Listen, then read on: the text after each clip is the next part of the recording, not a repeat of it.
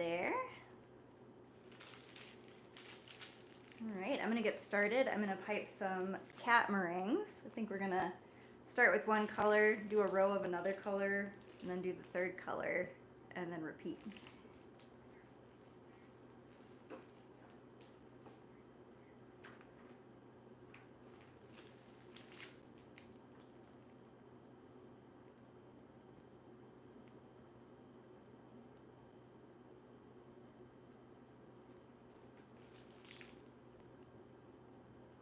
See if I can maybe position that to get it to be more visible. There we go.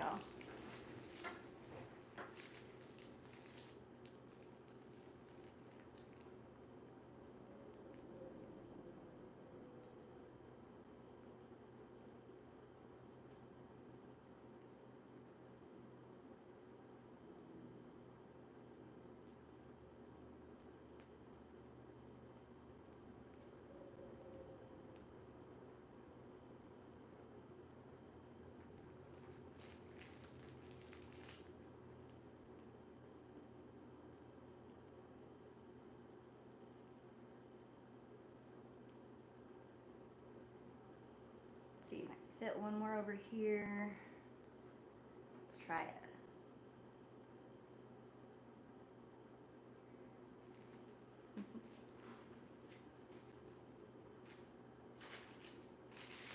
Coming out a little lumpy so far, and I think that's just because this is kind of far away, so I'm going to pull that closer. Do their little tails now.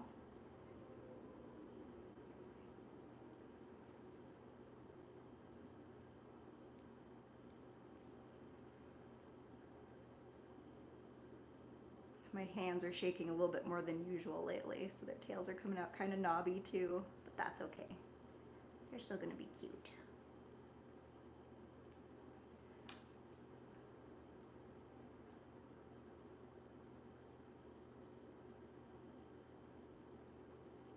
And we'll do some little ears.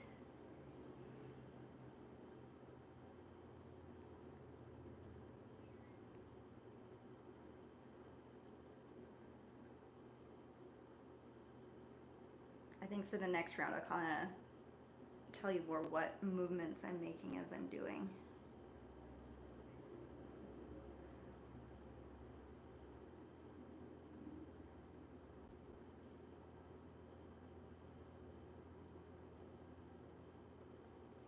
There we go, we got some ears.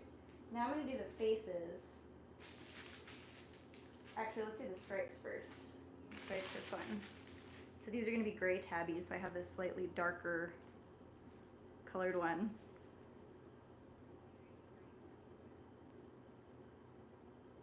That's a great question. Yeah, I have a bunch of different piping bags. So for the bodies, I have bags kind of like these, so they have a coupler attachment on them, and then you can just swap out the tips for different sizes. So sometimes I'll have different sizes or shaped tips. I pretty much use this, which is like a number 12 with Wilton round tip, for most of my meringues. And then if I want smaller details, I use the little bags like this where I just snip the tip off of a pastry bag, and it's like a really, really fine point. But you can get the rounds in smaller sizes too, so. But that usually works for me. So let's see, the stripes are smaller, and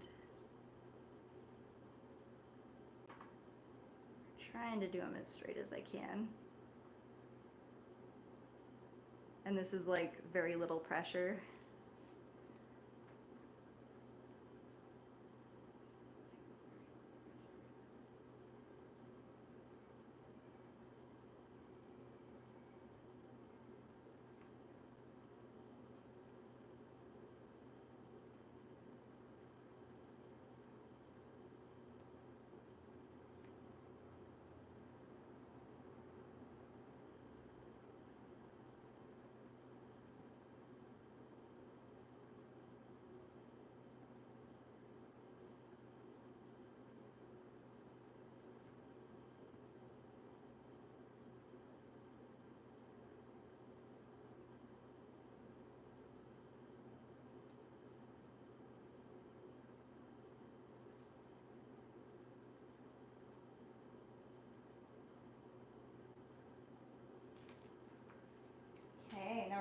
faces.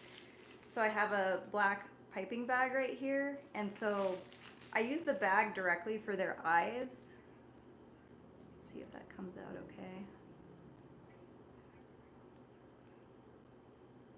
And then for the actual facial features, I have this little, it's like a cake decorating palette, and I squeeze a little bit in there because it's really hard to draw on their little face details.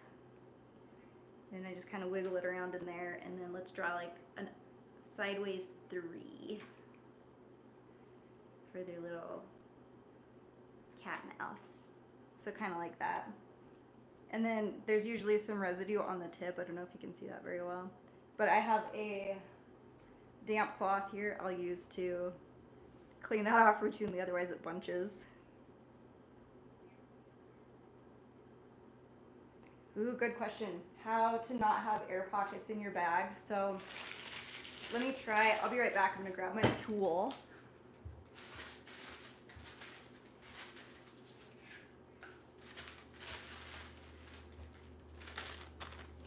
So sometimes a bag will look, let's go like this a little bit. Oh my gosh.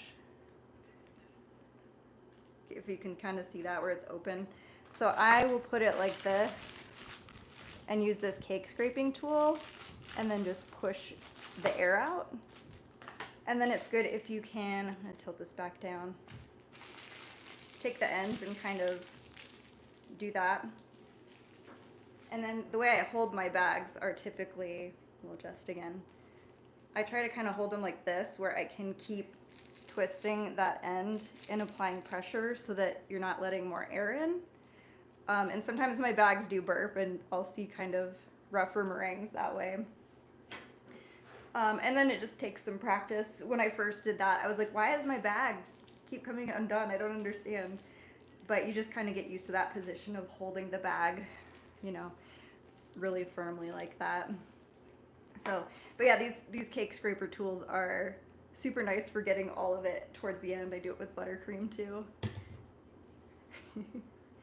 And then there's a question, where do I get inspiration? So that's just everywhere, I think. I love animals, always have.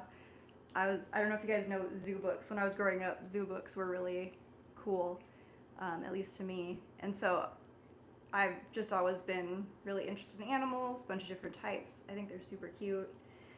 So that's mostly what I do, but obviously I think you guys can see there's kind of the kawaii inspiration from anime and cute things. So all things cute inspire me. Sometimes video games, I don't think that shows through in my work as much unless I'm making Pokemon meringues. But even toys like calico critters and stuff like that. Just like cute things. So, and sometimes I'll think about like, okay, what seems popular right now? The seasons inspire me a lot, so I love doing seasonal meringues. I love doing Halloween especially. Halloween's my favorite. I really like doing Christmas meringues to an extent. They do get kind of tedious when you're doing them all season, but I love snowmen and stuff. Shopping, I'll get inspiration. Sometimes you'll see stuff in TJ Maxx or Target and be like, ooh, I want to do that.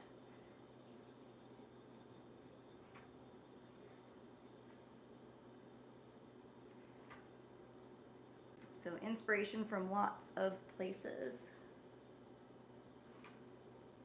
And then of course other bakers and food artists will post really cute things sometimes. I'm like, oh, I should give that a try.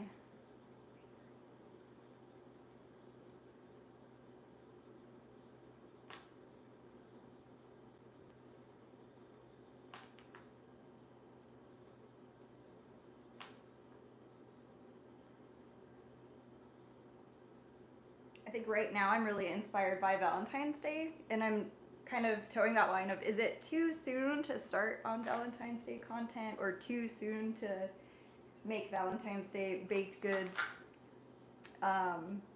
before the show? I have a show, I think it's right before Valentine's Day, and so I'm like, ooh, I could get started on that because I'm really excited about them right now. But I also want things to stay fresh. So meringues would be all right. Meringues will last like 3 months if you seal them correctly. But some of the other stuff like cake and I don't know, marshmallows, kind of tricky. I agree. I think starting early, like especially for content, is nice. Then you kind of get people excited about it.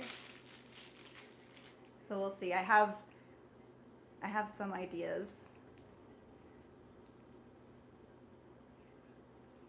Absolutely. I think like I know I'm really excited about Valentine's content right now, so I think other people are excited to see it now too. Especially if it's things other people can follow along with, they can kind of prepare their own little Valentine's Day treats for their friends and loved ones.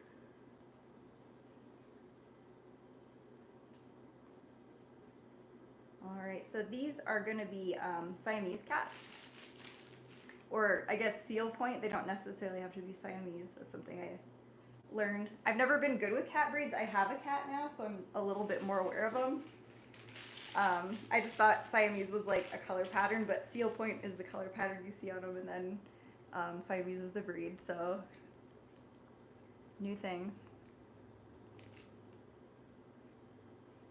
And then to give them that kind of like seal point pattern, I have a cream colored body, which maybe just looks white on the camera, maybe a little off-white. And then just a slightly, well, not slightly, it's a pretty different brown color, but a light brown still for the tail.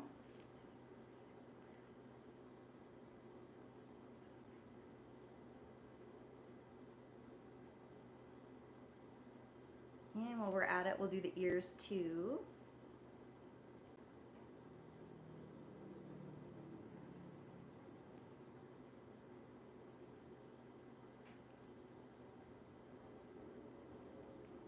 I've been trying to decide. I have a Maine Coon, and she's very sweet, and she's awesome. She's not very cuddly, which is fine. She likes to be nearby at all times. She just doesn't necessarily like to be pet all the time, which is okay. I would like a cuddly cat, so I've been looking into like, ooh, do I want a ragdoll? And if I got a ragdoll, it'd probably be a seal point ragdoll of some kind. They're just so cute, and then they just flop and they let you hold them. Next, I think I'm gonna do the eyes. So a lot of seal point cats, maybe all of them, I don't know, have blue eyes. So these guys will too.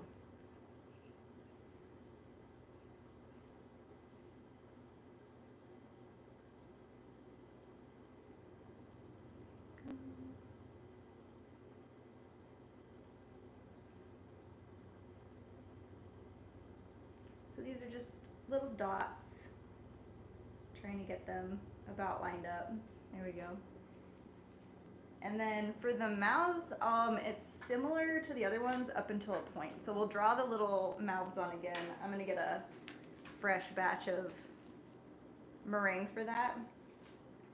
This is actually a little bit more over whipped than I typically like it.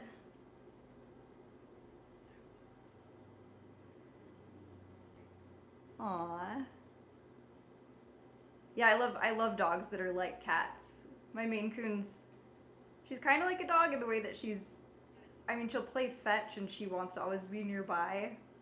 She's just not like, ooh, pet me like dogs are. And that's where I think, yeah, I'm glad to hear that about ragdolls, that more like a dog in the way that you can cuddle them too.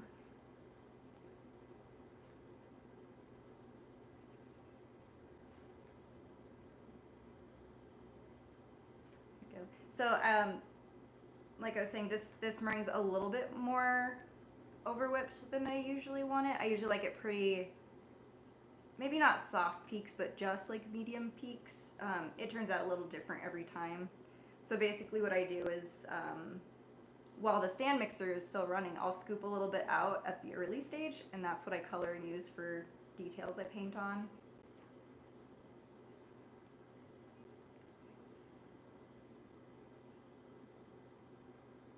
These are good questions.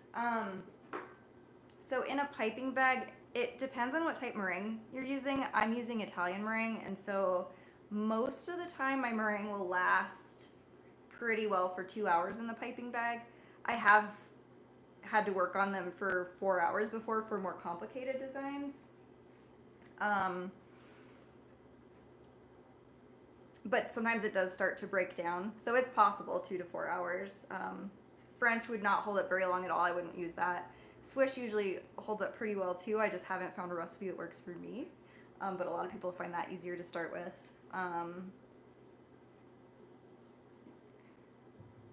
Let's see. Trying to find where the comments go. I'm new to this. Let's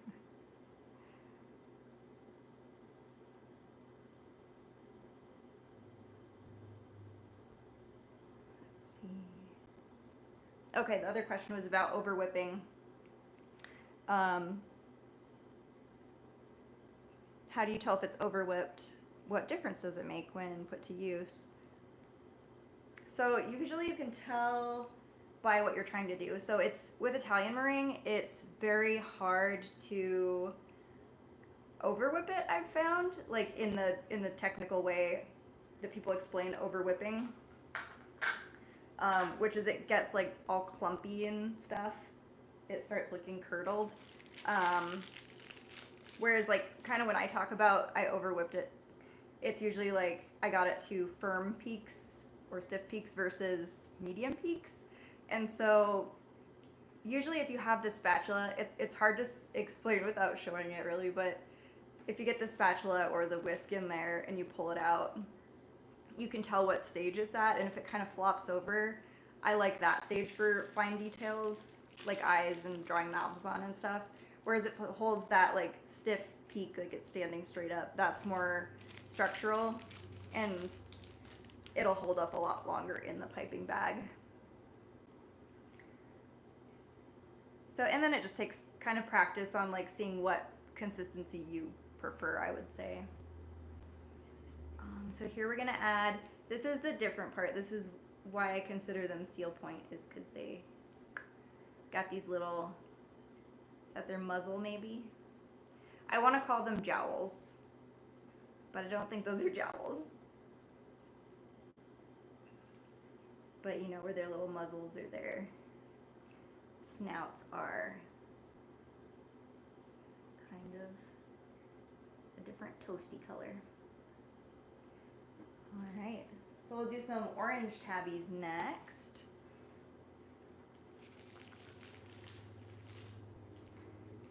Want it there? Yeah, let's put it there.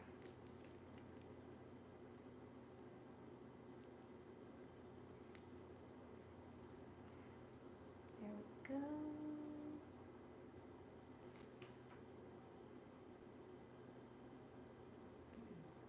And sometimes I start off with these guys as like little logs, and then as I go on, I decide like, no, I kind of want the back end to be higher, like their little butts are in the air or something.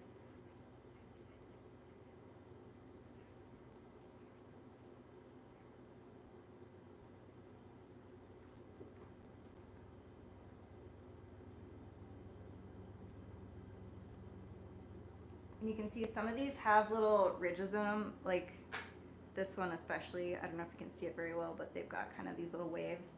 Whereas ones like these, I'll move him a little closer.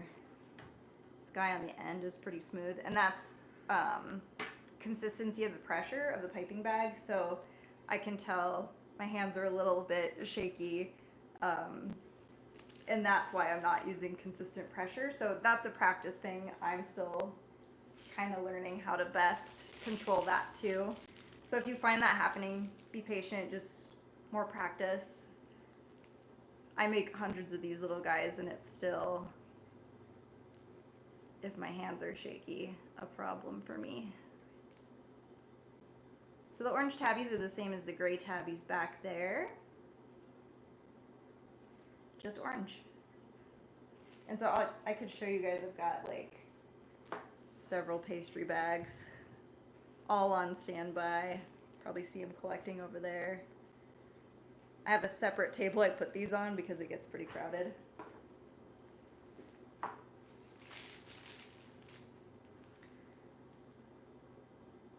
And I prefer to do like one batch of one color. So typically I would do like just orange tabbies as one batch. because it's a lot less mixing in that session. One of the things that takes so much time is mixing the colors.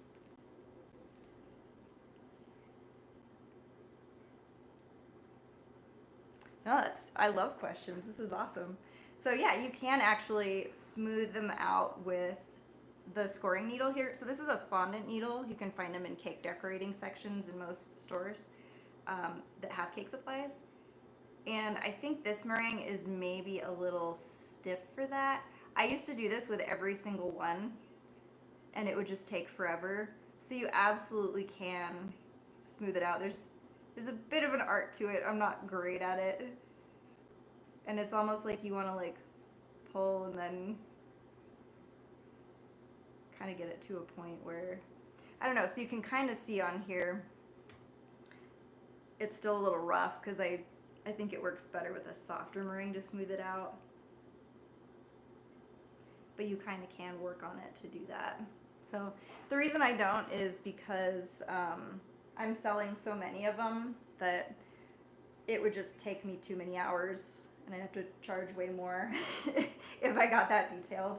Although when I'm making smaller batches of like marshmallows and stuff, I do like to take the time to do it. It's just the bulk ones that I typically want. So if you had a small project, it would be time consuming, but I think worth it just to make it really pretty and polished. So at the ears, I do probably the most pressure at the beginning, and then I let off pressure, and then I just pull straight up, and it gives them those little spikes.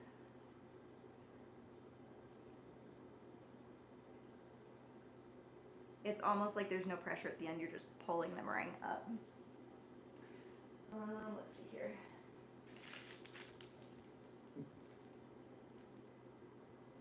I package them in deli containers, and I usually buy them on Amazon because you can get a lot of them. If you buy a lot at a time, you can get them cheaper. I like deli containers because they seal really tightly, and you need that for meringues. The humidity in the air can make them sticky. So I live in Montana, and it's typically not that humid here. I have a humidity gauge in my kitchen, and it seems like meringues work best if you keep the humidity under 45%. That's usually not a problem here. It's like 27% in my kitchen now. It's pretty dry. They will still get sticky eventually, so I haven't tested it too much further, but I've found that I can keep meringues fresh for about 3 months in an airtight deli container as long as they haven't been opened. I haven't tested it as much if the deli container's been opened, how long it'll last, like opened and resealed. I do have airtight containers I hold them in for maybe a week or two and they're okay, but I found they don't, most like food containers you can find at the store don't really seal tightly enough to keep them fresh for long, and they'll start getting maybe not sticky but almost kind of stale. Opened, I wouldn't count on them lasting a long time, especially if you live in a high humidity area. That said, I've had friends and family members who keep them because they're like, oh, they're too cute to eat, and they're still sitting there, so I don't know if they're sticky or not. They've held their shape. I think some of them eventually kind of dissolve, but it takes a long time. But for eating purposes, I would say if they're in a deli container for up to 3 months, they're pretty good. Still crunchy and fresh. And I've been really wanting to play around with other packaging that's more visible, because the thing about deli containers is most of them are kind of frosted, even the ones that aren't. They're not super high visibility, and for little creations like this, you really want people to see them. And so I would like packaging that's like more clear, more visible, but the problem with it is it doesn't seal very tightly, and so you kind of have to pick, do you want them to stay fresh and be shelf stable, or do you want people to see them? So I'm still working on that. I've gotten some PET plastic boxes they fold, you have to fold them yourself, and that's kind of a time sink, which is a bummer. And then maybe wrapping them, like heat sealing them in cellophane. So it adds a lot more to the packaging process, which is a bummer. They are more visible though. I also think the deli containers are good at protecting them. They're so fragile. So if you can fit enough in there that they don't move around, the little tails and ears and stuff won't fall off as easily.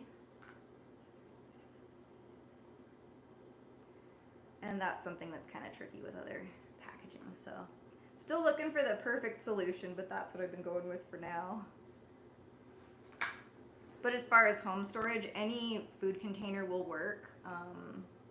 I get some from the dollar store just because I can get a bunch of them that way.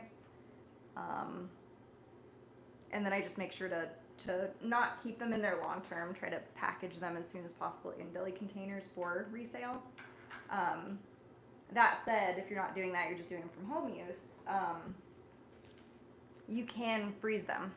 And that is awesome. So if you were wanting to make stuff now for like Valentine's Day, you want to make extra sure that it's nice and fresh, you could put them in an airtight container,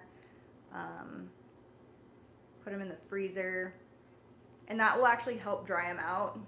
There was one summer that was pretty rainy here, and pretty much as soon as they came out of the oven, they were getting sticky.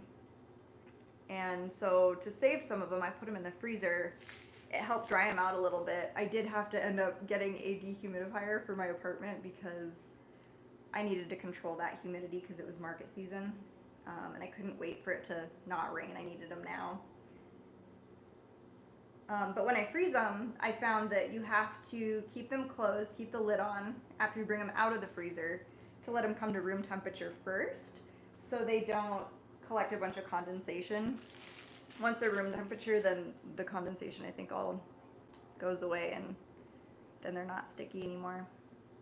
That said, if you open them in a room that's humid, they will still get sticky again.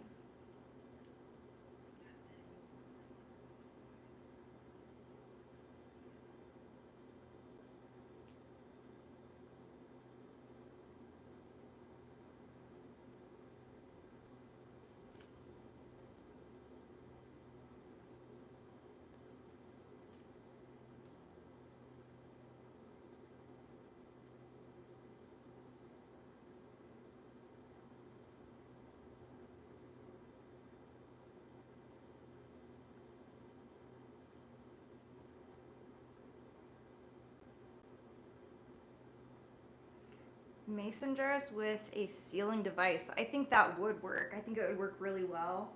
I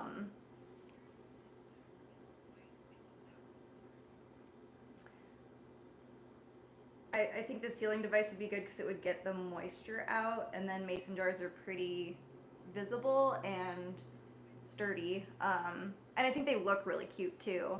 My only concern with them as someone who sells them is just the cost and the weight of transporting them can sometimes be tricky. But it is something I've considered, especially because if you had people return them, you could kind of recycle those. That was something I considered early on that I really wanted to try mason jars. I think I'd have to buy a bunch of them to keep costs down. But if you were gifting them to people, I feel like that would work really well, and it would be a really good way to preserve them. And you could see them really well. As for re-whipping the meringue, if it's not the right consistency, yes and no. I feel like once it's in the piping bag, like the nature of it being in the piping bag and you squeezing it, it keeps kind of working and it will actually get a little bit firmer over time until it starts to break down, and then it'll become liquidy. If you're still like at the coloring phase where you're still mixing some of your meringue and it's like not quite the right consistency yet, then yeah, you can keep whipping until it's the right consistency. But I feel like once it's in the piping bag, it is hard to re-whip it. I think at that point you might actually just be knocking more air out of it. It might be destabilizing. It's worth a try. Whenever I've done it, I haven't had good results, so I try to plan ahead what features I think I'll need. So like for the bodies, I know that's kind of the last piece I'll whip because it's it needs to be, the structural element needs to be more firm. For if I know that I'm going into it, that I'm going to have stripes and I'm going to have eyes and facial features, I plan that out a bit ahead of time. Actually write on my pastry bags what colors I think I'm going to use, because otherwise I'll forget. I've done it before. It's like totally not a required step, very optional, but it really helps me keep track of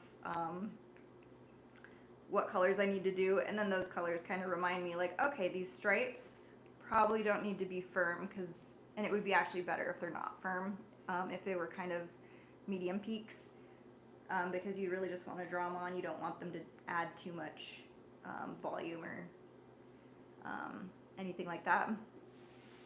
So that's usually my advice, is plan ahead what you think you're going to need, and kind of separate your meringue in stages. So early on at, you know, kind of medium peaks, just medium peaks, I would start taking out some of the meringue beforehand and coloring it black, and then keep whipping the other meringue for the features that can stay more stiff, like the ears and the bodies.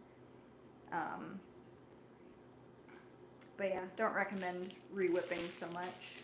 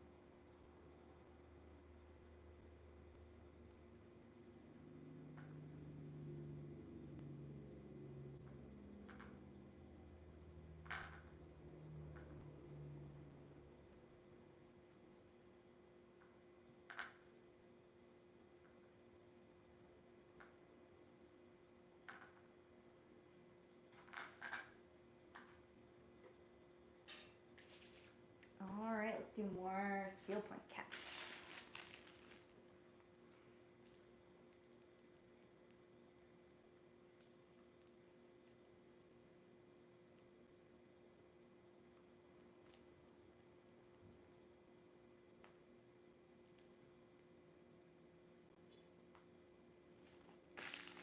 And I think the body shape I like, let's see. Oh, good question. I don't think I'm going to show them being prepped in the oven this time. I might in future videos.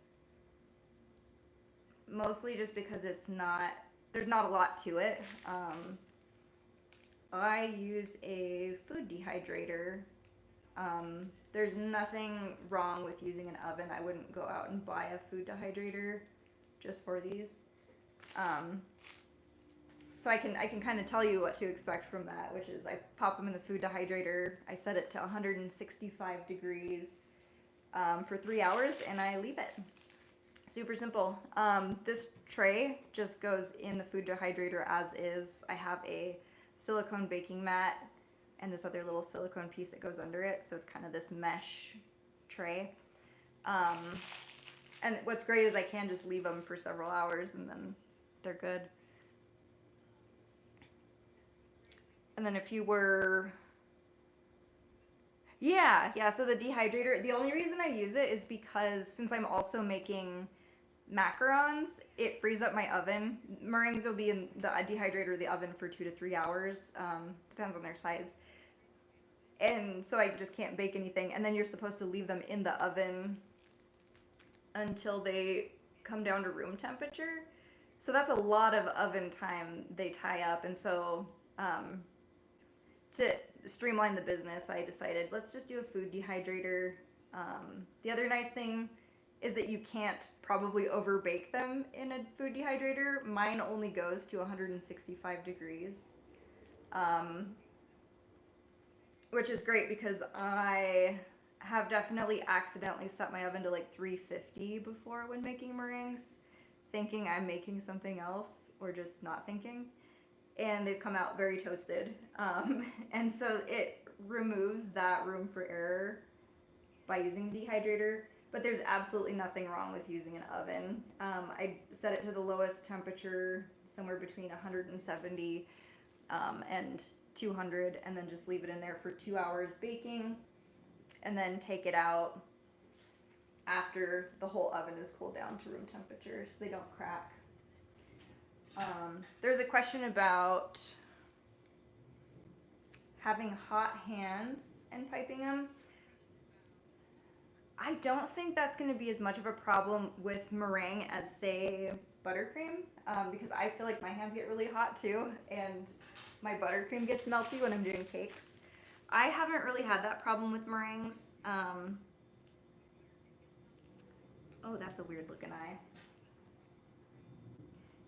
Sometimes when you have mistakes, you can kind of not doing that very well. I think I made it worse, but hold on, I'll answer questions after I get that one done. So, I think if you're worried about it, you could like, you could put your hands on ice or something like that, but it hasn't been a problem for me so far. Also, like when you have several small bags you're working with, you're not touching them constantly, so it gives them time to cool back down, I think. So, and then there was a question about freeze drying. I do think freeze drying would work. I've been really wanting to play around with freeze drying. I haven't tried it, so if anyone does try it, let me know. And it's mostly an expense and a space thing, where they're very expensive. They would be worth it, but they're expensive, and they just take up a lot of space, and it's space that I don't have right now. My apartment's pretty, excuse me.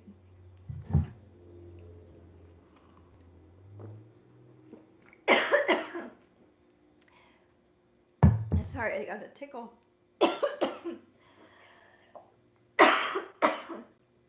Oh my gosh. I say, yeah, my apartment's pretty small. But I've been wanting to try out freeze dryers for many reasons. Like, oh my gosh, do you hear my voice? It's so messed up now. I'm gonna have another drink of tea. Okay. But I feel like freeze-dried ice cream and candy would be really fun. I think meringues would work because the texture of meringues reminds me of freeze-dried ice cream and some of those candies. Someone asked how and why I started making these. I saw an Instagram video, I think from Cooking with Amy. So if you guys know meringues, you know she's a huge like leader in animal and character meringues. I saw them and I was like, oh my gosh, these are the cutest things ever. And then they floated in coffee. So that's where I got the idea. I think a few years earlier I'd learned how to make meringues, but they were just the kisses. And when I learned that's what it was, I was like, oh, I have to do these.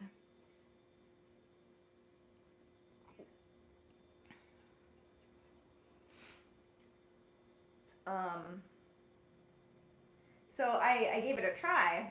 I think my first ones were piggies. And they weren't perfect, so anything that I make that's not perfect, I get obsessed with it. I'm like, I have to make it perfect if I like it, I guess. And so I started making them, and I brought some to work, I'd find every excuse to bring baked goods to work because I was baking so much before this was my job. And I had some coworkers who absolutely fell in love with them, and one of them asked, could she buy some for her grandson? So that's kind of what kicked it off. Was I really enjoyed doing it, and I was like already gearing up at that time to start doing farmers markets, and I was really just gonna sell macarons, but from people's reactions at work, and I had posted some pictures of them on Facebook Marketplace, I was like, oh wow, there's a lot of interest in these, which was great because it's all I wanted to do. I love making macarons, but when there's that new thing, you just get obsessed.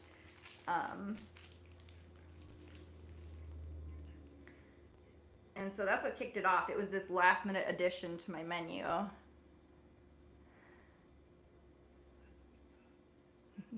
thank you.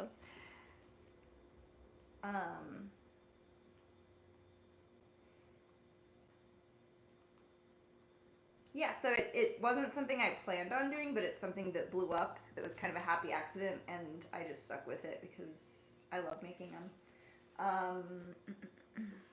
Let me see. I'm getting behind on my comments here. Let's see. Oh, that's a good question. Would you ever use a paintbrush dipped in cornstarch or water to smooth a peak? I don't tend to. I know that people do, though. I know that it works. Some people will wet their fingertip and just kind of pat it down. I try to avoid adding extra moisture to them, and I think I'm mostly being paranoid. I think it's probably fine to do that. I haven't tried cornstarch, so now I'm thinking probably I should try that someday. The only reason I wouldn't is if I was selling them, it's just another ingredient I have to add to a label, which is kind of silly, but especially with some of the farmers markets where you need a cottage food license, you have to get all your recipes pre-approved ahead of time. For personal use, I don't think I'd have a problem adding that. That'd be fine. So yeah, cornstarch, good tip. I think I'll try that sometime. And water does work. I'm just paranoid about adding moisture. Let's see, what else do we have? How did I figure out your meringue sizing for packaging or pricing? Like when my coworker asked me. So it was kind of feeling it out. Like, honestly, I started with, okay, what packaging do I potentially want to use? And then how many of these little guys are going to fit in there? And I started out with these, are they 8 ounce? 12 ounce? I don't know, they were a little bit bigger size deli container at first. I actually started with kind of like mason jars or craft jars. And then I got nervous that they were made out of glass. But that's just what I had on hand at the time, so I gave them to her in a little mason jar. And when I thought serious about packaging, I tried out a couple different deli containers to see which ones I liked, which ones were maybe good quality, which ones would look good with a label on it.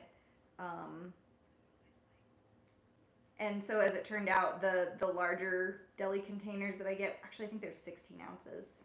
That sounds right. Those would fit about 30 usually, but it would vary depending on the design because some of them are a little bigger, some are smaller. And then I ended up really liking the 8 ounce containers that fit 10 of them in a package. And again, sometimes they're a little light, so I'll do more than 10 meringues for some of those just so they don't shift around. And so people get their money's worth. So that was it mostly, is like what is available to me, how many of these guys will fit in there. And then for pricing, I calculate, let me see. I take the cost of materials. I figure in how much time it takes to make them. And then, you multiply that by your hourly rate. And then cost of packaging and stuff like that. And so that for me typically comes out to $10 for a deli container of 10-piece meringues, or $30 for a 30-piece meringues. And sometimes if it's a really simple design, I'll maybe like decrease, and then if it's a complex design, increase the price a little bit, just depending. But the main thing people are paying for when they buy them, in my mind, is the time it takes to make them, just because they're such a labor-intensive product. The materials to make them aren't that expensive, egg whites and sugar and things like that. But they do take forever to make.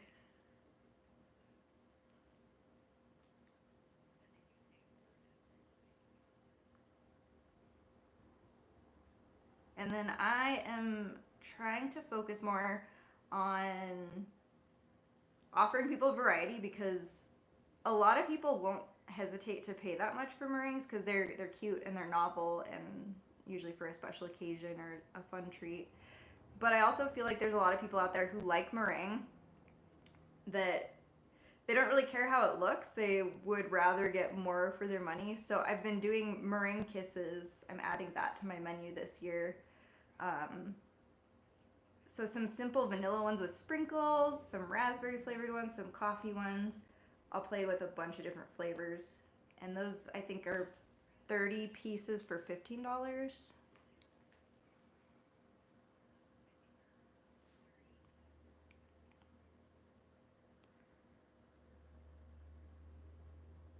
How far ahead do I make them versus when I sell them? I like to make them as close to when I'm selling them as possible, but sometimes I will make them up to a month ahead if I know it's going to be a busy month. The way it works out, typically with my schedule when it gets busy, especially in the summer, is I usually make the meringues the same week I'm selling them. And if they don't all sell out, they're shelf stable, so I can keep them for like 2 weeks from then for the next market. And then they end up phasing themselves out pretty quickly. So usually I'm making them just about every week, and then I'm selling the majority of them that week or the next week. But I've kept some for a few months, and people buy them and they're still fresh. So favorite flavor. So my favorite flavor, it depends. Like I like the vanilla ones just because they're versatile. And they're just like a marshmallow, so you can float them on coffee or cocoa and they just seem right. But I really have liked the raspberry ones so far. Like it's a raspberry emulsion or something, but it's really tasty. My favorite character to make, that's hard. If it's like a character, I've really liked, it's so hard, but Eevee was really fun from Pokemon. I actually really liked Oddish from Pokemon too because it was so easy. Things like Diglett are really easy. As far as animals, I think bears are probably my favorite. I'm like not that much of a bear person, but I like gummy bears and stuff are really cute. And they're just easy to pipe because they're a bunch of circles. I'll be right back. I'm gonna put this in the dehydrator and get another tray.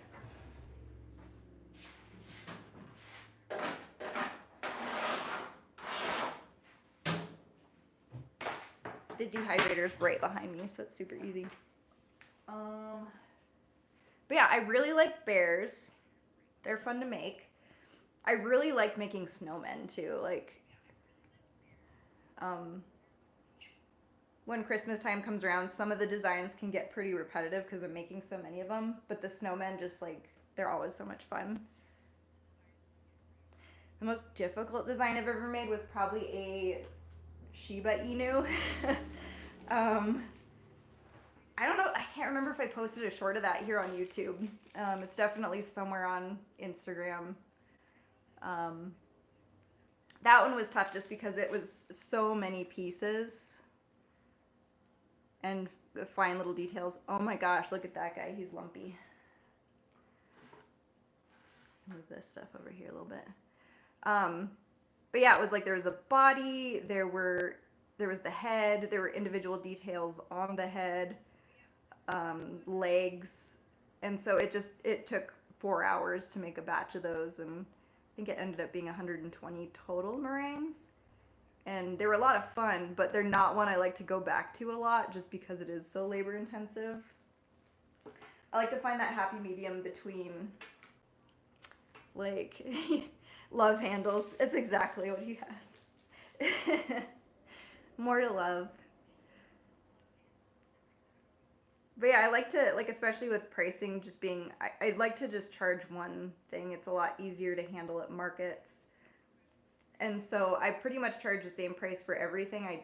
I don't always charge, I don't typically charge more for designs that take longer and are more complex, just because I feel like it kind of evens out. There's some designs that are simple and they don't take much time, like chickens and pigs. These are chonky boys. I have 2, 4, 6, 7. I usually do like 8 on a sheet. There's 7 chonky boys here.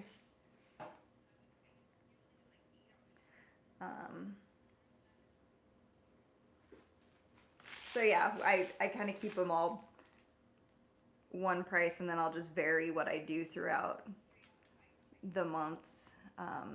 Some more complex ones here, some simpler ones there, to kind of even out how much time I'm actually spending baking. Because those, I don't necessarily want to charge more for the ones that take me 4 hours. I feel like there's a limit to what people will buy. But if I can offer those with some lower cost or lower time meringues, then it kind of evens out that way.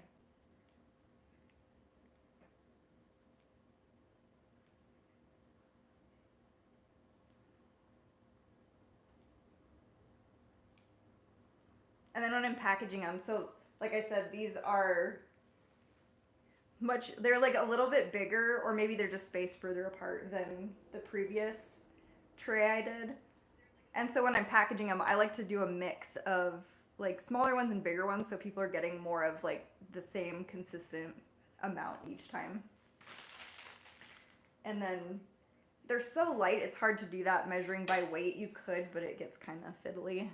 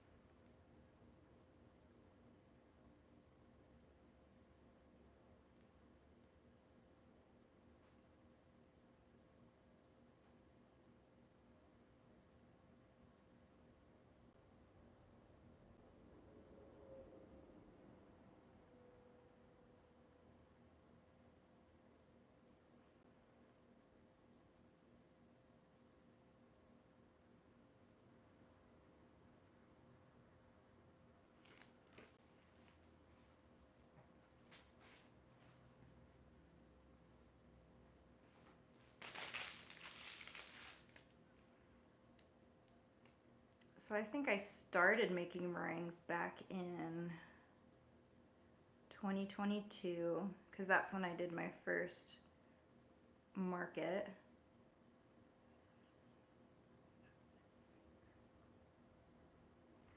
And I was gearing up in 2022 to sell macarons and maybe cakes and scones.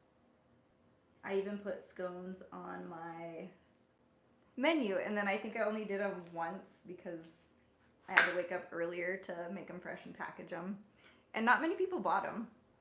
So I figured, well, why spend a bunch of time doing that if I take them all home? Oh, yay, I'm glad to hear that.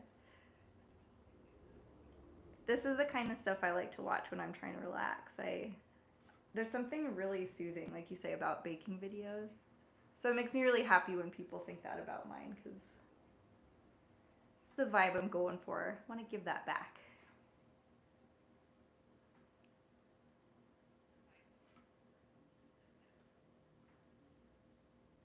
Before I was super into baking in college, I think I was always into baking, just not up this level. I'd watch a lot of Cupcake Wars. because even though it's kind of hectic, it was still kind of relaxing to just hear people talk about buttercream and watch them make cool designs. And I've found I'm not actually the biggest fan of American baking shows because they're all so high stakes.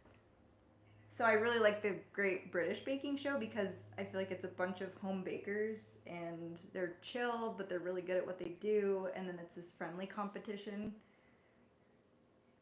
And so I like stuff like that, or I like YouTube videos like Cooking Tree, where it's, I definitely don't mind talking, but just that ASMR kind of just baking noises. What gel do you use for coloring the small details? So I use always a gel-based food coloring. So that can be Wilton, which come in these little, hold on, I'll show you some of my little coloring things.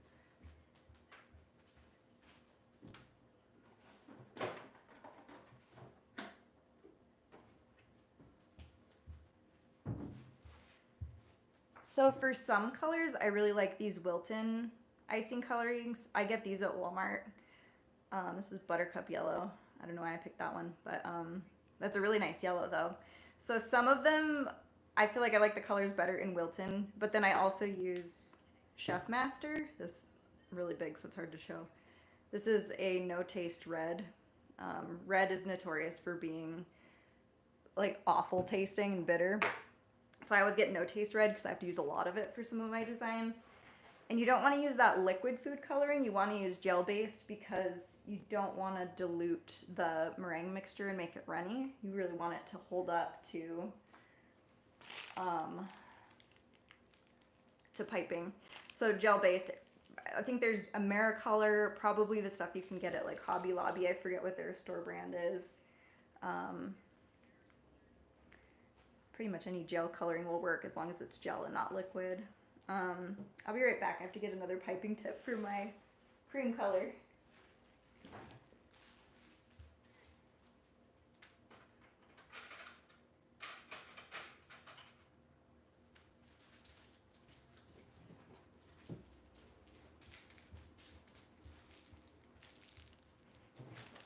Okay. I've really been wanting to experiment with natural food coloring, like instead of red food dye, using like beet juice powder, instead of blue gel food coloring, blue spirulina. I don't know how it would work. I've tried cocoa powder to color in flavor meringues before, and cocoa powder definitely deflates them a little bit. Like it's possible. I've piped some cat meringues with it, black cats, but it breaks down a lot faster. It makes the consistency much softer. And I think that might be the fat content of the cocoa powder.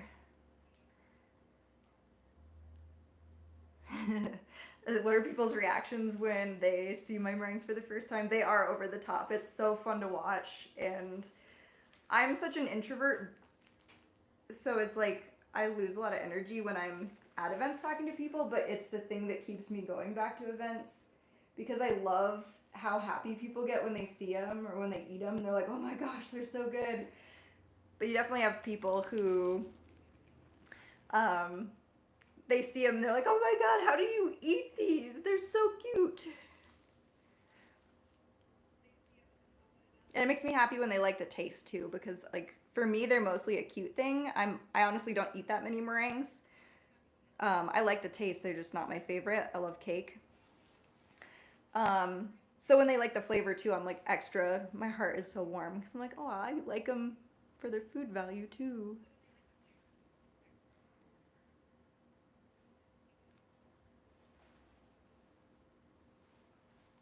And the kids are the funniest because they don't even hesitate. They're like, oh my god, I want those. And then they bite their head off because I'll have samples sometimes and they just go straight for the face.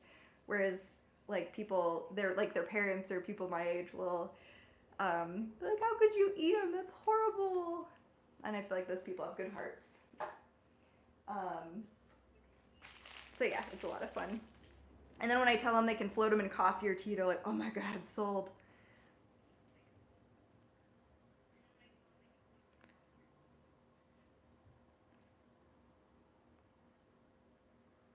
let's see, what's my process for coming up with designs or breaking them down into simpler shapes? I hear ya. I get stuck sometimes too. It helps me. It definitely helped me early on to look at other people who do meringues, like Cooking with Amy and Feishing. I think there's Meringue Tale on YouTube here. And just seeing what they do. And so like Piggies, I think I literally just tried to copy what Cooking with Amy was doing. But I kind of made it my own, like, oh, I want the nose shape to be a little bit more like this. I want the eyes to be this spacing. So I think I wouldn't feel bad about just copying a design you see for your own use. And then kind of making it your own. Just varying different sizes and things like that. Because then you start to get used to the piping techniques and what you can do with it. As you do that more, you'll just kind of naturally start to imagine things that you can do with it. It helps too sometimes if you draw it out and you just start with really simple shapes. You know you can pipe like circles or lines. Most of my shapes are just, they're like these blobs like these guys, or a bunch of circles and triangles stuck together with different colors. So it's, I can definitely, oh, my voice is doing the thing again.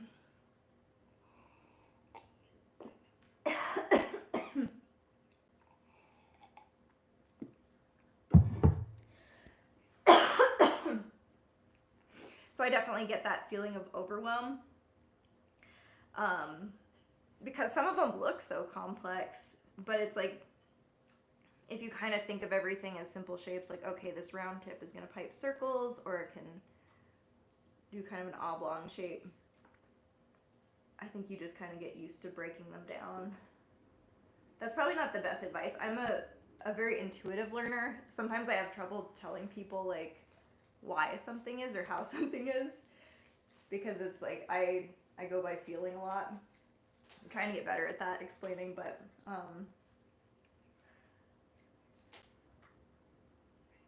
yeah, sometimes drawing is really helpful. Looking at other people's technique and drawing will usually give you good ideas.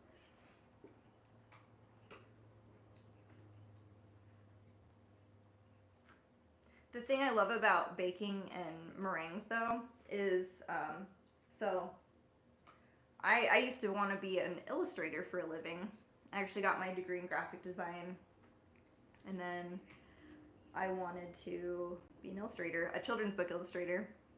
And I found that I would get art blocked a lot because it takes so long to make art. I think I was more oriented on the end result and it looking perfect, and that felt like a lot of pressure. So I'd get stressed out, and then that would give me art block, because to me, I think stress is like the opposite of creativity. It just kills your creativity.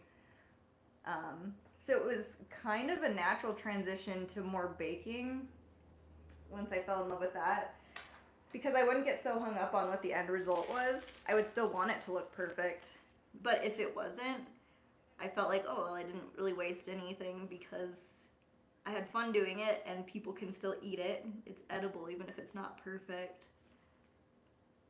And that's what I find so relaxing and fun about baking. And it can definitely be frustrating too if you really just like, gosh, I just really want this to turn out, or I have to bake this for somebody's birthday or whatever.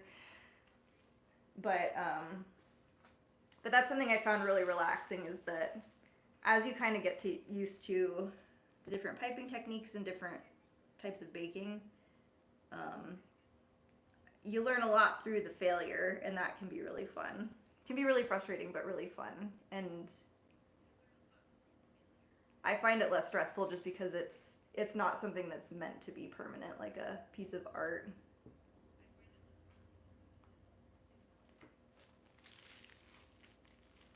Does my wrist tend to hurt after piping? You know, it depends on what I'm piping. Cats are pretty easy on my wrists. So for a batch like this, not so much. But when I was making the Shiba Inus, for example, there were a lot of these fine details, like, so the more I have to squeeze a bag this size, I feel like the more pressure you have to use to get the meringue to come out that tiny opening.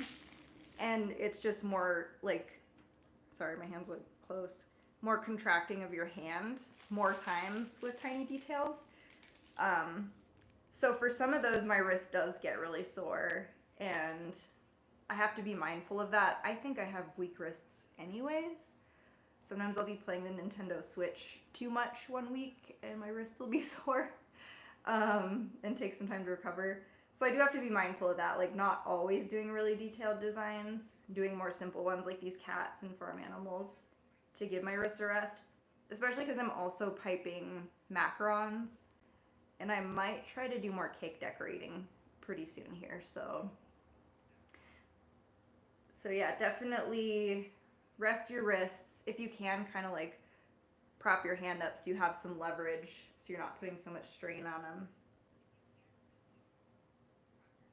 But typically in a day, I like doing a batch of macarons and a batch of meringues and then letting my hands rest.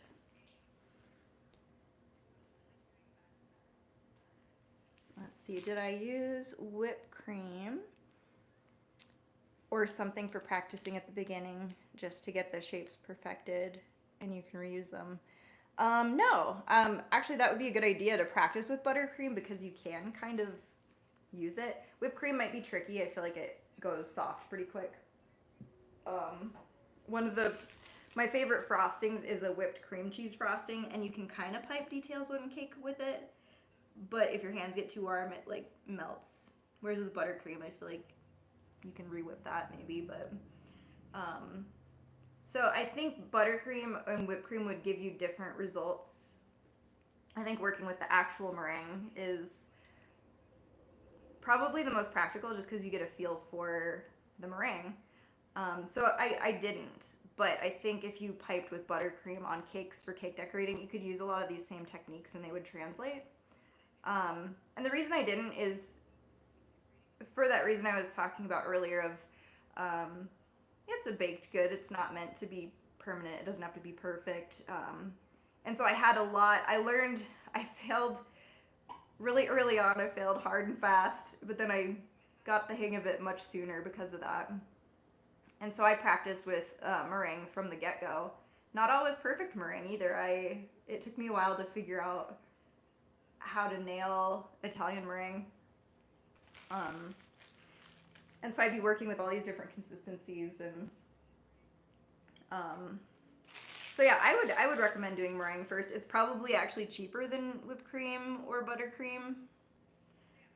You get to get used to whipping it to different consistencies. That's valuable.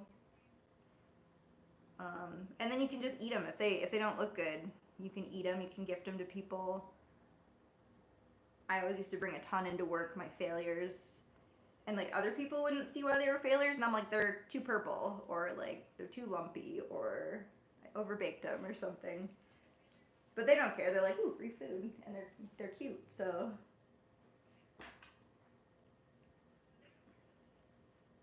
but I have wanted to try making these guys with buttercream for cake decorations. Because if you're already frosting a cake, you got some leftover frosting. It's a cute little addition.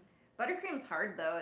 Or at least it's hard for me. It's stiffer, so you get more of those ridges in it. I think maybe it's a technique problem for me. I'm just using inconsistent pressure. But then I also feel like it doesn't come out as smooth, and it's harder to smooth if you need to. So I don't know. I love the idea of it, but it's just, I'm still working on it.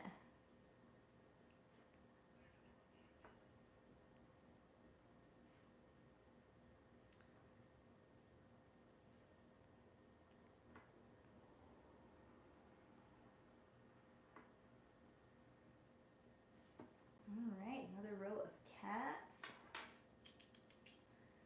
Back to the gray tabbies.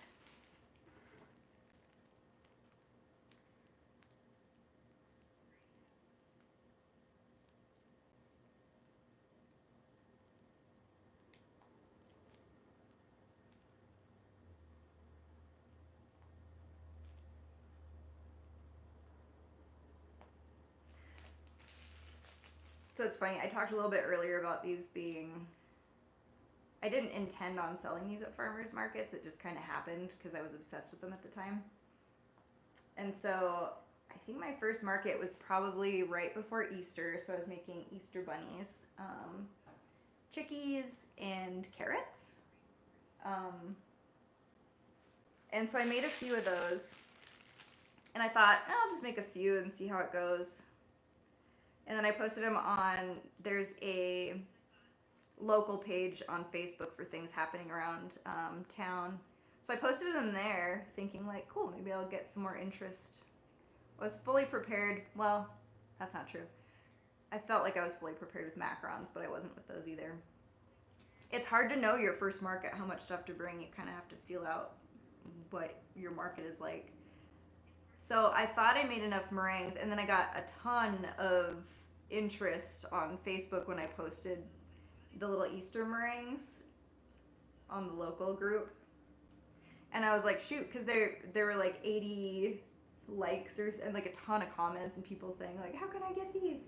And like 80's maybe not as much as I thought it was, but back then that was a big deal to me. So, like, oh shoot, I don't have enough. And so I was still kind of using Swiss meringue at that point, and I think it's the altitude here. I don't think Swiss meringue works very well at high altitude.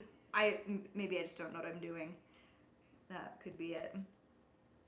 So I failed a bunch of batches, and this was like days before the farmer's market. I'm like, oh my gosh, am I gonna have enough to sell? So I failed a lot, and that's when I say I failed fast, I failed hard. It's like I learned so much in those few days of like, oh my gosh, I have to research what's going wrong, I have to try some different things. And so it was learning out of necessity. I spent a ton of hours in the kitchen stressing and remaking it. And then that's eventually why I turned to Italian meringue. It's just more consistent, more stable. How soon after starting did I switch to the dehydrator? It took quite a while. When did I get my dehydrator? I think I might have gotten my dehydrator no, it wasn't last summer. The summer before that, so it might have been a year or two in. And I'd been thinking about getting one. I'd seen other people using them. But I do think it was probably my second year of making them that I finally switched.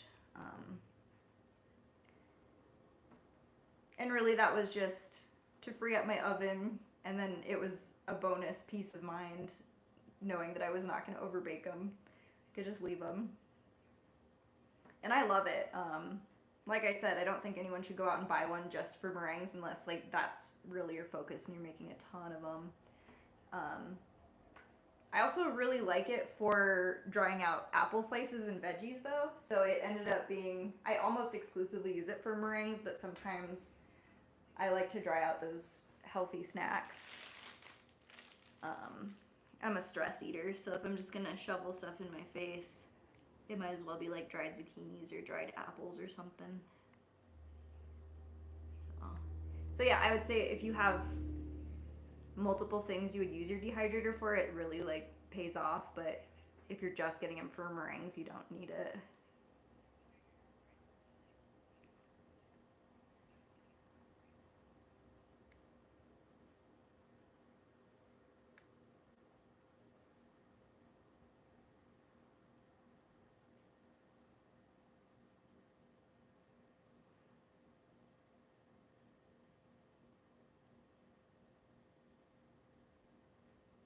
I dried some mint recently in it too.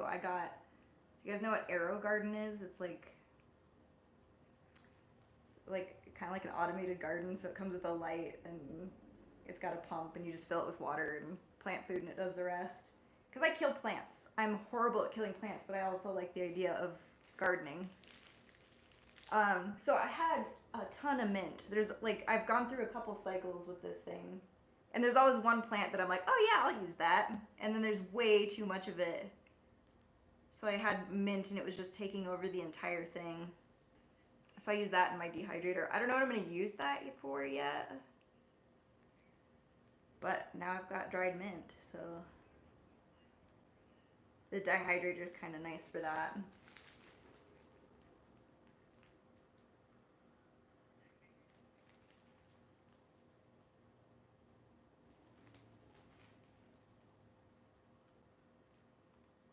These ones are extra chunky. Look at these. They're round. But cats come in all sorts of shapes and sizes, so that's all right.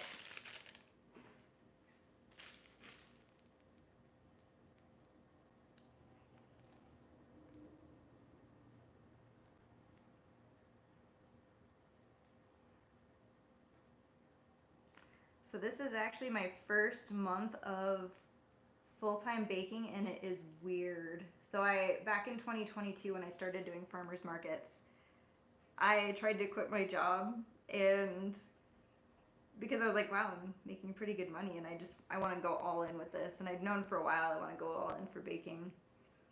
And I kept thinking, like, man, it would be nice if I didn't have to take such a risk. Like, if I could just work part-time and, you know, dedicate more time to farmers markets. So my boss asked me if I would just like to work part-time instead, and I was like, yeah, I didn't know that was an option, but absolutely. So I did that for a couple of years. That was great. But 2024, in January, I started off burned out. And part of that is like, after the holidays, I got this big burst of energy. Thank you.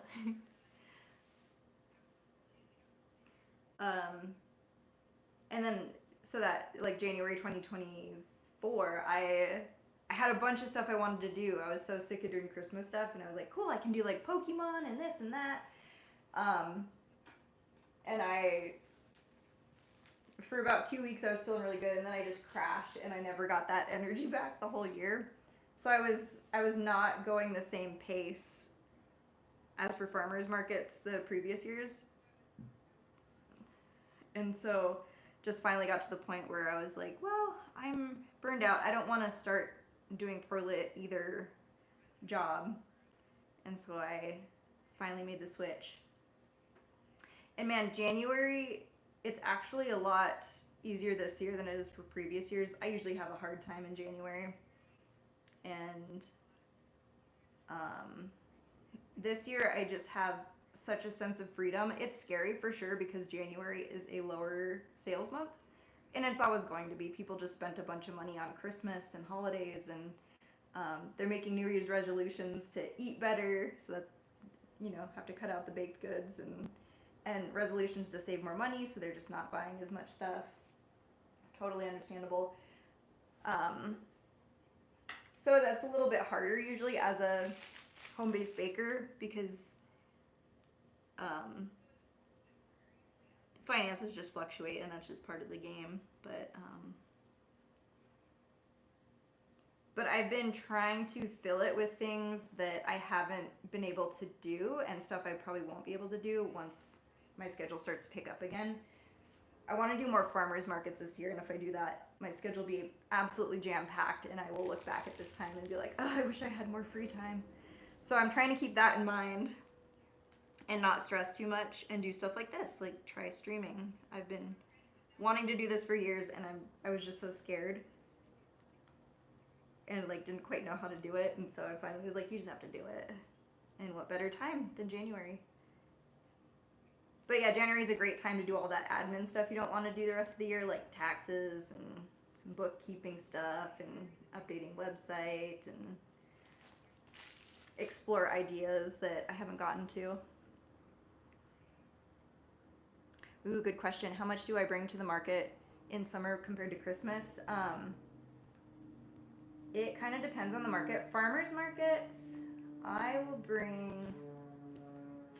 Let me think about that for a minute. I usually bring quite a bit to markets. The summer farmers markets are actually probably one of my more profitable times because our farmers market is so well attended. So I'll bring a lot. I'll bring like 20 packs of, like, I have these 5 packs of macarons. Bring like 20 of those. Usually in the past I brought like 30 or 40. Previous years, I think I've seen higher sales. I think right after COVID, people spent a lot of money, and then after that they stopped spending as much money is kind of the trend I'm seeing. So I've been able to scale it back a little bit. I usually bring like 15 packs of 2 packs of salted caramel macarons. That was worded horribly, I'm sorry. So I sell 2 packs of macarons, like they're 1 flavor, 2 macarons per pack. And I'll usually get like 15 packs of salted caramel and 10 of every other flavor: chocolate, peanut butter, raspberry, lemon, honey, lavender, maybe a seasonal flavor in there somewhere.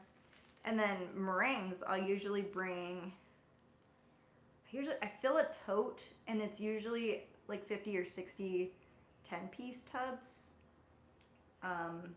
They used to always sell out. In the last year, I sell quite a few, but don't completely sell out of those, which is fine because it means I have more variety for the next market when I make a new design. Whereas Christmas, it's so Maid Fair is it's probably my biggest event of the year. It's an event, there's a couple of them throughout the state, but the one in Helena where I live, it's like a day-and-a-half event. So they have a few hours on a Friday that's like the VIP event. People can pay to get in and kind of get the first look at everything and less crowds. And for that event, and then the next day it's like a full day of market. So for that I have to bake a ton, like way more than I would for a normal market. Like 30 or 45 packs of macarons, just as many macaron 2 packs as I can bake. I thought I baked enough this year and I still sold out. It was crazy. And then meringues, it's like probably double the amount usually. And it's hard to say because I've always sold out all 3 years I've done that event. So it's like I haven't quite hit the limit yet of like how much is too much. And so far it's like there's not too much. There's always 2 hours at the end where I'm just kind of sitting there.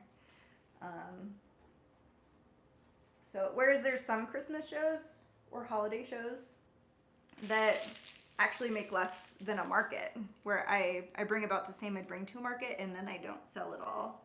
So it kind of depends on the year. It depends on the event. Some events are more attended, more advertised. And then some are surprising. They're just like little pop-ups you do in a store and you didn't expect as much of a turnout as you get, which is really cool. Pre-orders are another really great thing. I've done pop-ups where I accept pre-orders, and so I'll pop up at a local coffee shop or a retail store. Some really great people in the community I've gotten to pop up with. And then it's like you can get like a ton of pre-orders, and then you get walk-in sales too, and those have been some of my really profitable days. And it's funny, just I think having a venue, having a location to pop up, people are more likely to be out and about and turn it into an event, rather than when I just market on Facebook. Sometimes that gets lost and people aren't as into pickup and delivery. But if you're at a location, people will come out. It's wild. And probably because, I mean, there's not a ton to do in Helena, especially the winter, unless you like the outdoors and winter sports. And so any of these little community pop-up events, I feel like get people out of the house and they get to shop at the store they like and then also get a little treat, and it's pretty fun. So I'll be right back. I'm gonna pop these in the dehydrator, get another tray.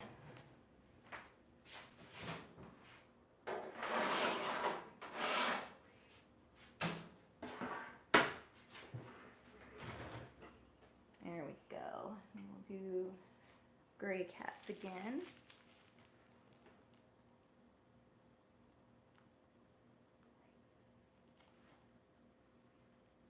So the next event I'll be prepping for is FebFest, which is at our Civic Center. And I love that one. I think that usually is a really good event. I can bring more than I'd bring to a market, probably not as much as I bring to like a Christmas Maid Fair, but so I'm at the end of my bag here. Quick aside, I have another one loaded like this, and so I just like to take the coupler, like, collar thing off, and then just use the same one for the same color, because then I don't have to clean as many piping tips. You still have to clean all the couplers, but just easy. Keeps things going. But I love Feb Fest. I never used to care that much about Valentine's Day, and I guess I still don't, but I'm much more inspired by Valentine's Day bakes and decor and stuff like that, like the red and the pink, and so I get excited for that. And then sometimes there's some events before Easter, before market season starts up again.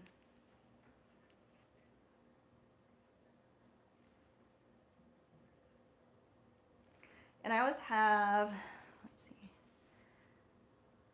for the dehydrator, are you constantly adding and removing individual racks as you make them? Whoops, excuse me. The comment went away. There we go. As you make them / they're fully cooked, or do you just place them all in as you're done and run them all at the same time? Good question. So I don't run it until I'm done with all of them. And that's one thing that's kind of funny is the meringue will start to break down in the piping bag as you're using it. But once they're piped, they almost kind of form a little skin or shell. So you can let them sit for a while and they'll hold their shape. So I've taken 4 hours to pipe them all before putting them in the oven or the dehydrator. I just have all the trays prepped and ready to go. And then when I put my last tray in, I turn the dehydrator on.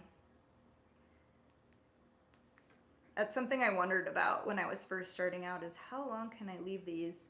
And I've never pushed that too much. Like I've never let them sit more than 4 hours. But they have held up well after 4 hours, which is surprising. One quick thing I thought of is sometimes after the fact, like you might think, okay, it's easy enough to work with. I think I whipped it to the right consistency. The danger of under whipping, even if it seems workable, is sometimes in the oven or the dehydrator, the colors will start to run together if the meringue has broken down too much or hasn't been whipped to firm enough peaks. So it's always kind of a learning experience, an ongoing battle of, I want this to be smooth, but I also don't want it to break down so much with them working with it that it bleeds in the oven. So I'm still learning that one. That's something I haven't quite resolved completely all the time. And it's weird because I didn't have that problem as much with my first stand mixer. So I went overboard. There was a good deal at Costco and I got like is it a 6-quart bowl stand mixer with like the bowl lift. So this is like heavy duty. This would be like for large batches or for like bread, and it was a good deal and I was like, cool, yeah, let's get this. I really did get it mostly for Italian meringue because it's really hard to do without a stand mixer. You can do it with a hand mixer. It's just, I hate doing it. And then I recently switched to like, it's this 3.5 quart mini little stand mixer, KitchenAid, and I love it. And I mostly got it because I wanted to do more marshmallows, and it's hard to do small batches, and you usually want to do smaller batches with marshmallows specifically because they'll set too quickly, so you don't want a huge batch. So the big stand mixer whipped my meringue when I'm making these guys really well, so I usually didn't have the problem of any color bleeding. Whereas in this stand mixer, it's smaller, and I have to whip it a lot longer to get it to the consistencies I want. And then sometimes it seems like it's at the right consistency, and then my colors bleed. So that's something that like people who talk about meringue can give you tips, but it will also come down to your individual stand mixer and kitchen equipment. Sometimes have their own quirks.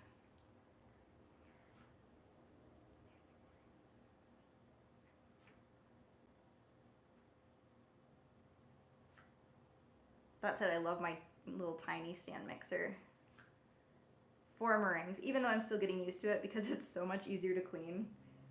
The 6-quart one, that bowl takes up so much of the sink, and it's like, I'm a pretty small person, so I just feel like it's anything big just makes my life harder.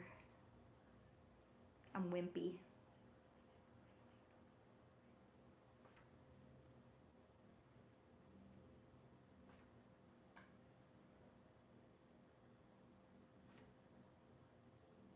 But yeah, January has been interesting. Going full-time baking, it's like still feeling it out. The small mixer I have is the, what's it called? KitchenAid Artisan Mini, I think is what it's called. And it's like a 3.5 quart mixer. And it should be on the like KitchenAid website. I can't remember if in my bio I have a link tree with a link to the list, and if that list on Amazon has the specific one I use. If not, I'll have to add that, but that one's really good. I think there's one that's like just slightly bigger that's probably a pretty good entry level one. I think it's 4.5 quarts. I think that one would work really well for meringue too. It's just the really big ones, I feel like you have to add a lot more eggs to really get it to whip properly.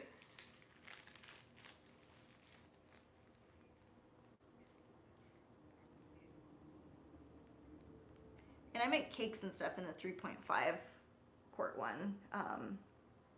Not a ton of cake, but like enough cake to make 2 8-inch rounds and 2 6-inch rounds from one batch.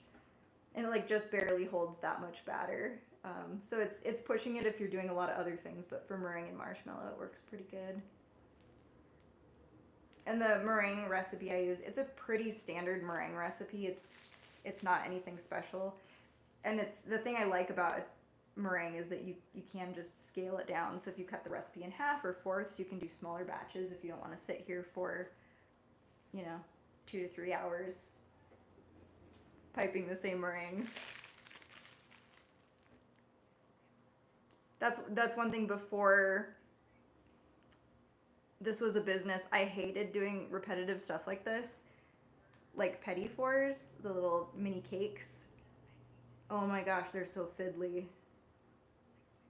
And now since I sell them, it's not a problem, but...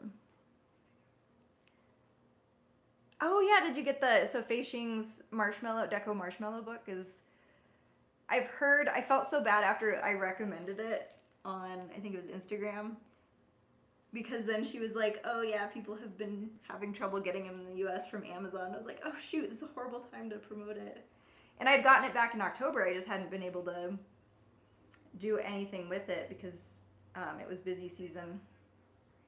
So yay, I'm glad you got it. I think it's such a good book, and bummer that it takes a while to get here because it is such a good book. Yeah, she's super smart. She knows her baking science, and I just felt like, and it's hard to say sometimes because I've worked with meringue enough that like, I don't know if it's well explained because I already know the basics, or if she's just really good at explaining it, but like, it answered the questions I had. So I hope you find it useful too. And then she's got some like the cool alternatives in there for sugar-free marshmallows and vegetable-based, like the agar-agar marshmallows instead of gelatin.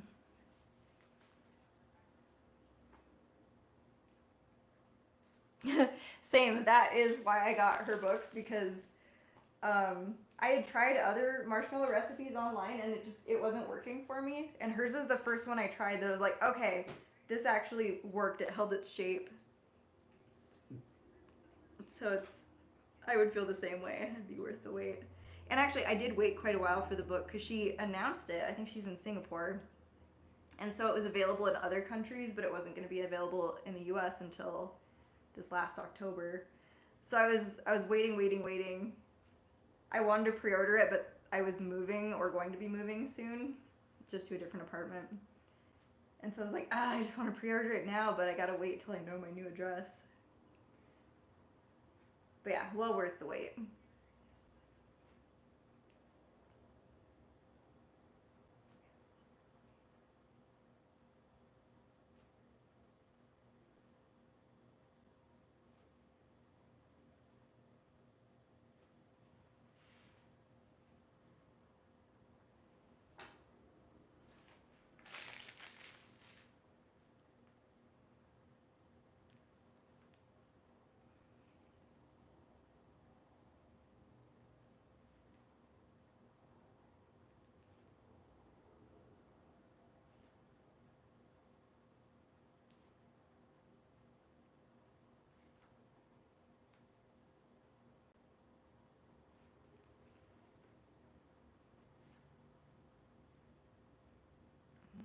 orange kitties.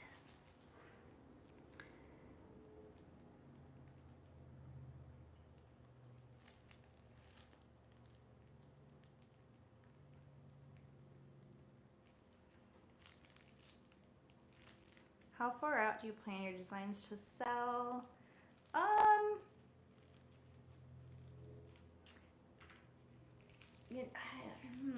It's a good question. Kind of depends the time of year. There's some designs I've been wanting to do for a year or two, and I just haven't gotten around to them yet. And then there's some that I know I'm gonna do every season. So for Valentine's Day, for example, as soon as Christmas is over, I kind of start thinking, okay, what kind of Valentine's designs could I do this year? And sometimes I do the same designs every year. I always worry that people are gonna want more variety, and I'm not gonna give it to them. But people really do like their favorites. Like these cats, I've made a ton of times. Because people always ask about the cats. I'm like, oh, you guys aren't tired of cats yet? Okay. So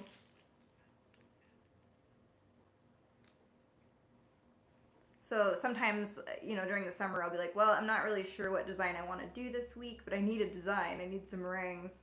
So I'll default to something like farm animals or cats or ducks that I know people really like. And other times, I'll plan months in advance.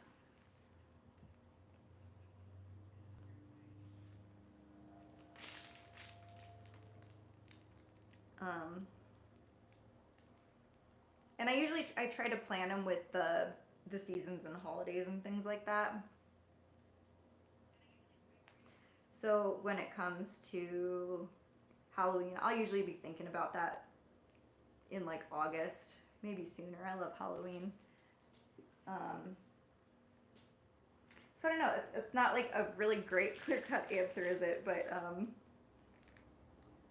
yeah, there's some things I know I'll do every season, and there's some things I'll, you know, plan them a week before, and then there's some that I'll plan 2 months before. It's kind of depending. And sometimes the inspiration will just hit, and then that day I'm like, let's do it, let's try this.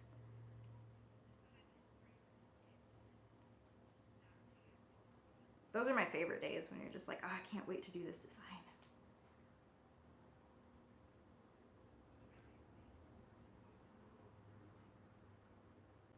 But there's some designs I've been wanting to do for a couple years. Like, I've really wanted to do a circus themed set.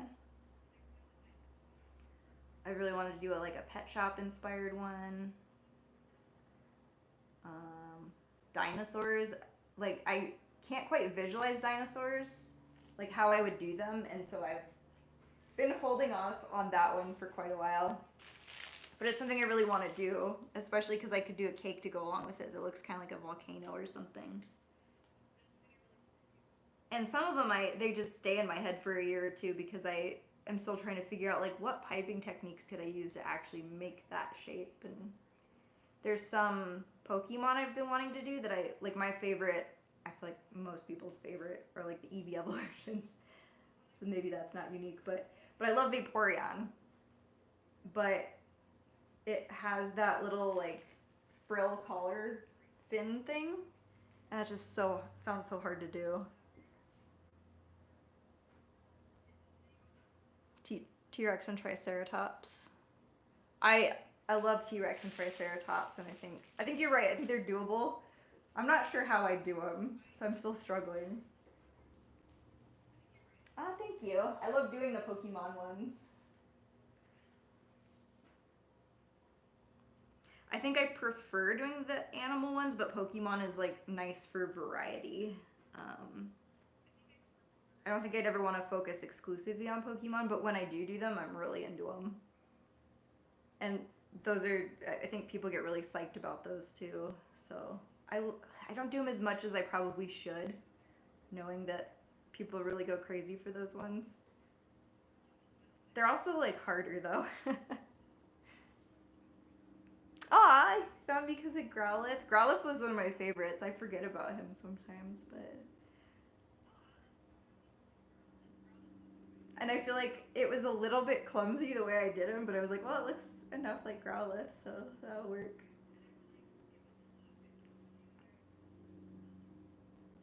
And I've tried like Charmander and Ponyta, and those were some that sometimes you have to give it a day and some distance. Where I first made them, like, these are so bad, I don't know if I can sell these. And then you sleep on it and realize, okay, they're not so bad. They're like, I could do better. It's a new design. I'm still practicing. But yeah, after I sleep on it, usually I'm like, okay, these are fine. People will still like these.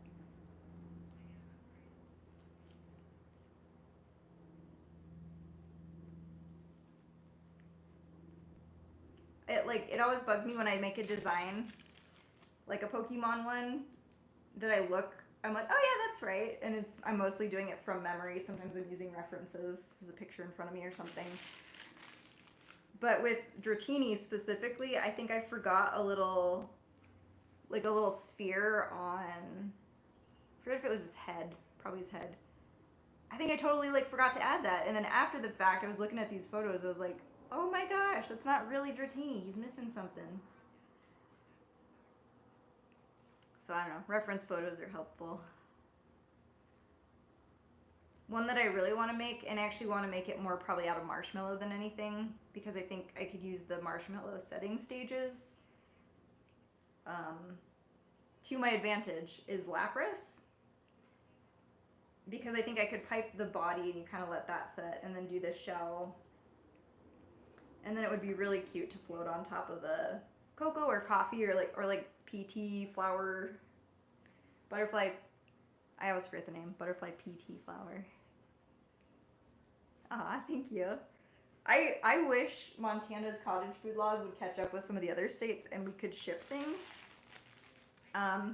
There's some states like Oregon where you can ship baked goods, and that would be a game changer. I think Montana will eventually get there. They're pretty good. We have a Food Freedom Act, which is kind of deregulates food sales, which has been really big for me. You still need cottage food licenses for things like farmers markets. But someday I know they're going to let us ship, and that's going to be awesome. Darn it. Well, I hope your state catches up soon, too. There's definitely movements. They take some time, but I think we'll get there.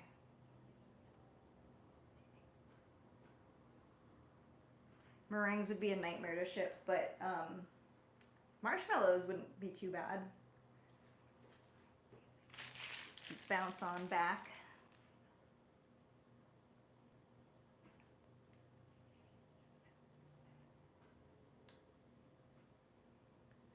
Looks like my power bank died and my phone, I'm recording on my phone,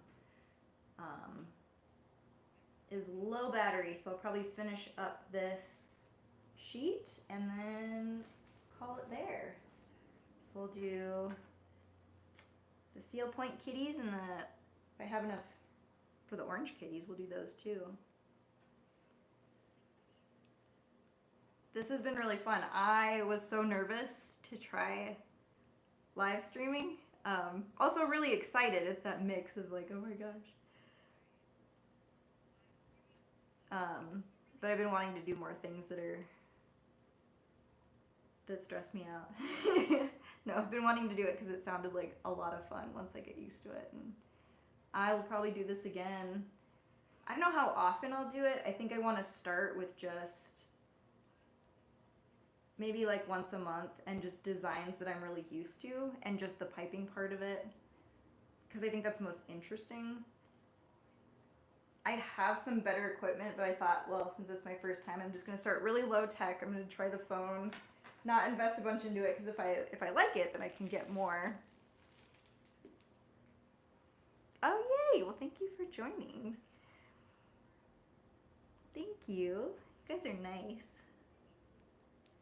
So, but yeah, no, I had a ton of fun. You guys have been amazing. I love when people ask questions. I wasn't sure how many people would ask questions, because when I watch people stream, I'm like, oh, please don't notice me. Please don't acknowledge me in chat. I'm shy. I just want to lurk here and watch. And I'm totally fine with people do that. Oh, this pointy stick is a fondant needle. So this is usually used more for cake decorating. So at, I think I got it at Hobby Lobby, but like Michael's, Joann's, Hobby Lobby, they'd probably have it in the cake decorating section. And this is super thin. There's thicker ones, but I like them really thin because they let me do the fine details. Oh my gosh, it's not working. Let's see. Yeah. You can use other cake decorating tools too. I've used thicker ones before and they do work, but that one's my favorite is you can get really fine fondant needle. You could technically probably use like a little pottery scribe, but I just like to get everything in the cake section because I'm like, okay, it's probably food safe. It's designed for food.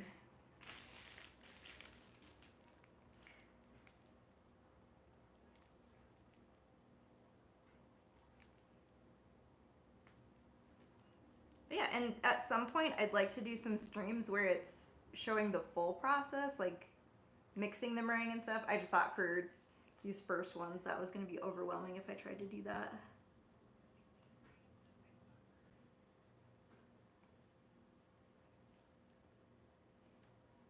So we'll start small like this and I don't know, maybe we'll do some other stuff. I feel like meringues are the thing most people know me for, so I like to stick to that. But I also really like variety, so I may do some cake decorating streams at some point.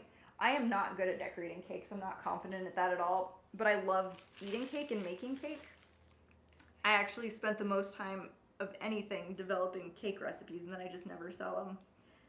So that's something I want to work on this year is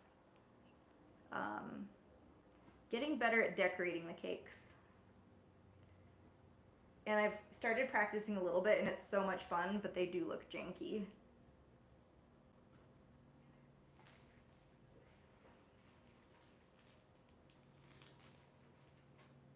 But they're delicious.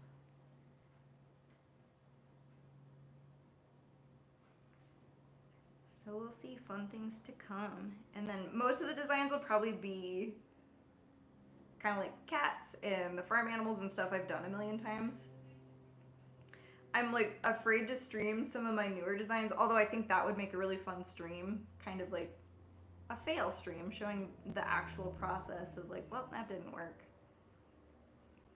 So I think if I get more confident, maybe I'll do somewhere. It's like, I've never done this design before. You guys can watch me figure it out.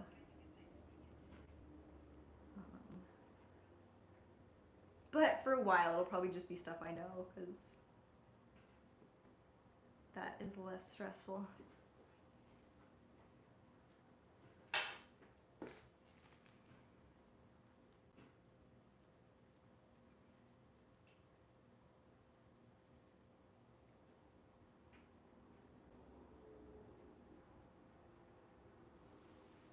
Nice. Yeah, maybe we'll do some design testing streams then. The cake ones will probably for sure be like fail streams because I'm not great at those cake decorations. But I think that's cool for people to see. It's just like you can be really good at one thing and sometimes people feel like, oh, I can't do that yet. And it's, for me, I like watching people who are at every part of the process, the people who are really good at it, the people who are still learning, because it's a whole process.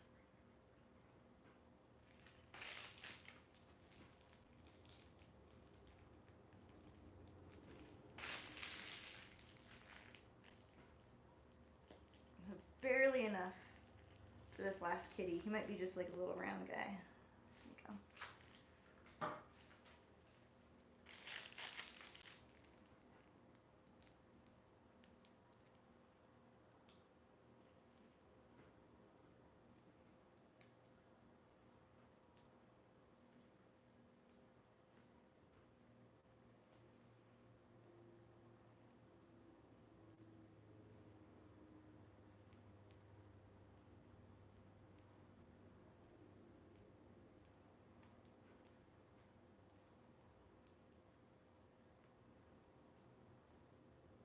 This has been a super fun way to, these are meringues I will be selling at FebFest. So it's a really fun way.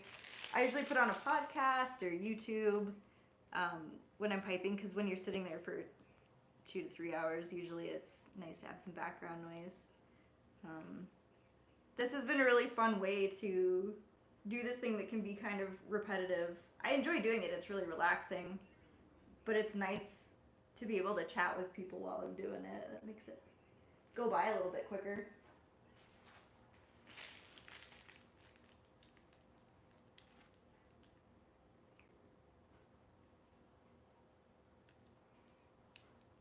I'd also really like to try, I have an action camera and it's capable of YouTube live streaming, but I don't know if it actually works on my channel. I'm still trying to figure it out. But I'd love to do some like point of view streams. I love watching those people, like Mr. T on YouTube. He has point of view cooking in his, I don't know if it's like a corporate kitchen. There's like a ton of people who come and get lunch every day or breakfast. And I just like to watch people cook from like a first person perspective, or like McDonald's videos. I love McDonald's. I love watching those people assembling the burgers and the breakfast sandwiches, so that could be fun. It would actually be a really easy way to do some of the like actually mixing the meringue videos.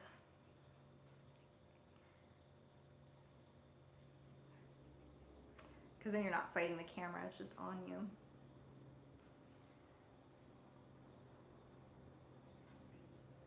Ah! That was me dropping my fondant needle. It's been known to happen.